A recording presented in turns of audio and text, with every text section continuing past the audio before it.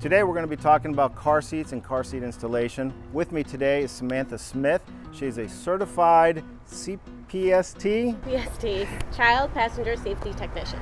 Make sure that your child is actually strapped in, because let me tell you, the saddest case I've had is a 2-year-old that was not properly strapped in and she's paralyzed because her parents did not put her in a proper car seat, and you can't get that back. And 2 years old, she just started walking and she'll never walk again. So let's get to it right away. Hello, I am Samantha, your CPST today. I am just going to walk you through 2 different car seats. We had a convertible rear-facing, forward-facing car seat, and we had a high-back booster, which is only forward-facing. So there are 2 ways that you can set up your rear-facing seat. You can use the lower anchors or the seat belt. This one is set up right now with the seat belt. Right side has the click tight, makes it super easy to install. You just loop it right through. You want to make sure you're through the right belt path. So there's a rear-facing belt path and a forward-facing belt path.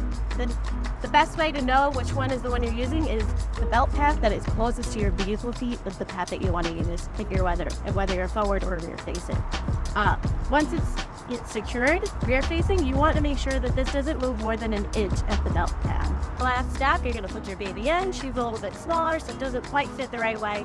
But when you're rear-facing, you want your shoulder straps to be at or below her shoulders. If you're forward-facing, you want her shoulder at or the straps at or above her shoulders. Make sure that it's secure and tight enough to be pinched here. If there's too much slack in here, you're too loose. And that is your rear-facing.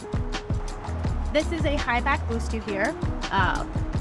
My son is not quite 40 pounds yet, so we do the belt path and we have a harness.